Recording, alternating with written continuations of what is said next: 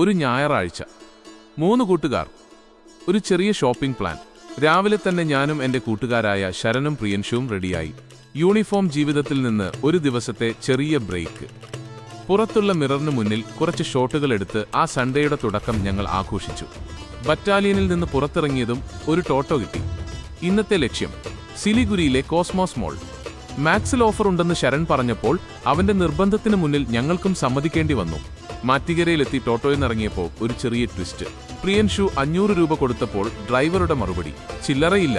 അങ്ങനെ അടുത്ത കടയിൽ പോയി ചില്ലറ മാറ്റി കൂലി കൊടുത്തു. ചെറിയ സംഭവങ്ങൾ, പക്ഷേ പിന്നീട് ഓർക്കുമ്പോൾ ഏറ്റവും കൂടുതൽ ചിരിപ്പിക്കുന്നത് ഇതൊക്കെയാകും.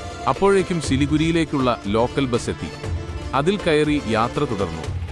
പക്ഷേ ആ ബസിന്റെ അവസ്ഥ കണ്ടപ്പോൾ തോന്നി, ഇത് ലക്ഷ്യസ്ഥാനത്തെത്തുമോ അതോ വർക്ക്ഷോപ്പിലേക്കോ? കുറച്ചു ദൂരം കഴിഞ്ഞപ്പോൾ ജീവനക്കാർ എഞ്ചിൻ തുറന്ന് പരിശോധിക്കുന്ന കാഴ്ച കണ്ടപ്പോൾ ആ സംശയം ഒന്നുകൂടി ഉറപ്പായി.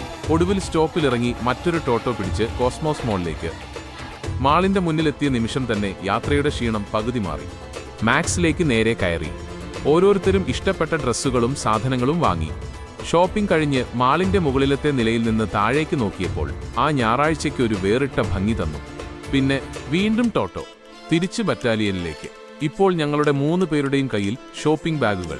മുഖത്ത് നല്ല ക്ഷീണം, പക്ഷെ അതിനേക്കാൾ വലിയൊരു സന്തോഷം. കാരണം ഓർമ്മകൾ വാങ്ങാൻ പണം വേണ്ട.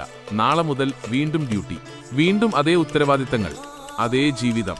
പക്ഷേ ഈ ഞായറാഴ്ച, ഈ ചെറിയ യാത്ര കുറേ നാളത്തേക്ക് മനസ്സിലുണ്ടാകും.